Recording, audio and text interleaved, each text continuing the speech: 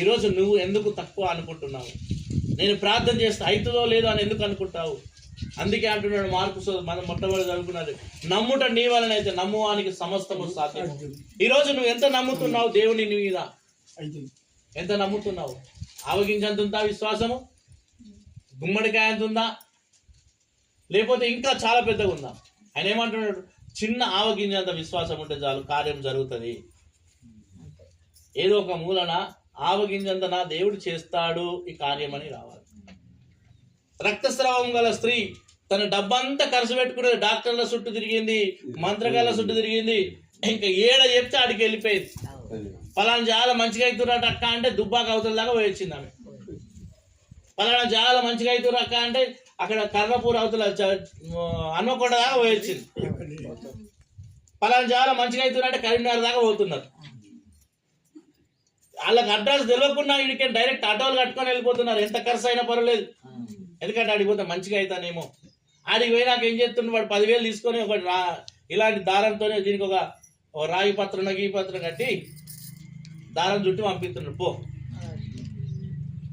అది మేలవుతుందా కీడవుతుందా అది నీకు సంబంధం లేదు. అప్పుడు నువ్వు అన్న మాటకు అక్కడ దాకా పోయేది. కానీ అక్కడ కూడా రక్తస్రావం గల స్త్రీ కూడా ఏమైంది, అనేక చోట్లకు పోయింది. బైబిల్ చెప్తుంది ఆమె దగ్గర ఉన్న ఆస్తి అంతా అయిపోయింది. బైబిల్లో ఉన్నటువంటి రక్తస్రావం గల స్త్రీ గురించి మీకు తెలుసు కదా.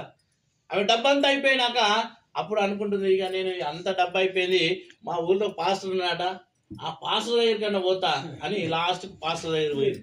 పాస్టర్ అప్పుడు యేసు ప్రభే, శిష్యులు ఎవరు లేరు, పాస్టర్లు. యేసు ప్రభే సువార్త చెప్తున్నప్పుడు ఆ జనసమూహంలోకి పోయి వెనక నుంచి ఆయన యొక్క టవల్ను చెంగును ముట్టిందట, కొంగును. ఆ కొంగును ముట్టగానే ఎంబడి దాని యొక్క రక్తదారులు ఆగిపోయినాయి అని చెప్పి బైబిల్. హల్లెలూయా. అంటే ఉన్న డబ్బంతా ఇటు దుబాక ఖర్చు పెట్టింది, అటు హన్మకొండ ఖర్చు పెట్టింది, కరీంనగర్ ఖర్చు పెట్టింది. ఎటు పడితే అటు పోయింది.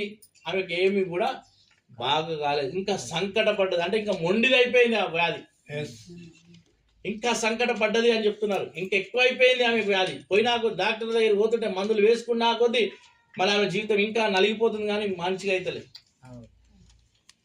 అంటే లింగం డాక్టర్ పోతుంది, ఆ బెండసారి దగ్గర పోతుంది. అంటే మనకు ఉన్నటువంటి ఎక్కడ బాగా అవుతామో అక్కడికి వెళ్తుంది. కానీ విశ్వాసము లాస్ట్కి ఏం పెట్టింది, దేవుడు నన్ను మంచిగా చేస్తాడేమో పాస్టర్ దగ్గరికి వెళ్తా అని అక్కడ పాస్టర్ గాంధీ గారు సువార్త చేస్తున్నాడు. ఆ మందిలో జోరుకుంటూ పోయి ఆయన వస్త్రము ముట్టినప్పుడు దేవుని యొక్క శక్తి చేత ప్రభావం చేత ఆయన స్వస్థత పడ్డది. అప్పుడు ఆమెను అంటున్నాడు, యేసు ప్రభు అంటున్నాడు, అయ్యో నాలో నుంచి ఏదో ప్రభావం వెళ్ళిపోయింది, ఎవరు ఆమె నన్ను ముట్టింది అని అన్నప్పుడు